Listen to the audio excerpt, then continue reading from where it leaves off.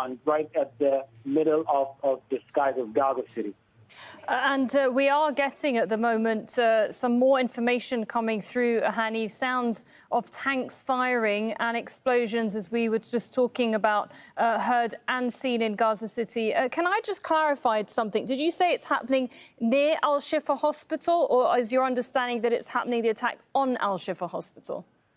No, it was behind the Shifa Hospital. We're talking about just one street away from the Shifa Hospital, and we just confirmed the name of the street, and it's about 5 minutes to drive from the facility itself. It's an empty pocket of land in that area where the rocket was fired at.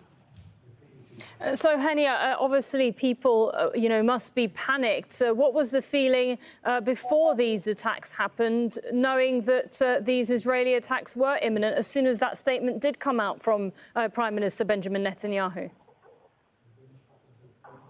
Well, I mean, the language that is used by the Israeli Prime Minister is very, very intimidating, very threatening, and it's a stark reminder of everyone here of how fragile this ceasefire has been, and it almost feels every time there is something going on, the Israeli Prime Minister was forced into ceasefire and can't miss an opportunity to breach it or to go back to the same mass aerial bombardment that we saw in the past 2 years. So the idea here that there is much of the anxiety, much of the fear that one more time of this is going to pull us back into a square zero where things were going very bad with daily and constant bombardment across the Gaza Strip. People have been trying to breathe and to mourn it properly and grieve it properly and do their best to come to closure with the fact that many of their relatives and family members are still beneath the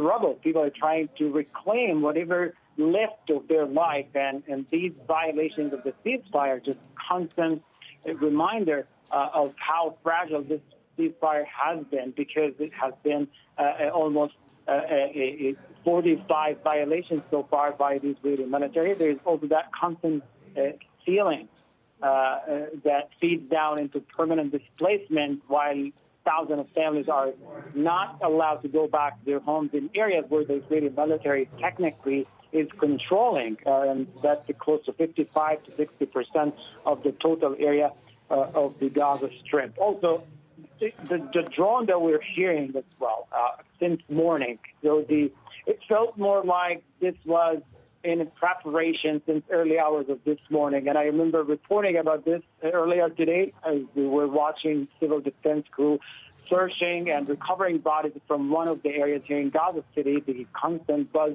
of the drone was in the background. It could be heard clearly as we were reporting. So these factors together are just feeding into one conclusion. This ceasefire is fragile, and if people here are worried, they're panicking that it might not hold for long. Yeah, of course, I can imagine it must be a very difficult time, especially as people were going back to their homes, trying to see what's left of it and perhaps return to some form of normality. We will be checking in with our teams there in Gaza. Thank you very much, Hani Mahmoud. But let's now go live to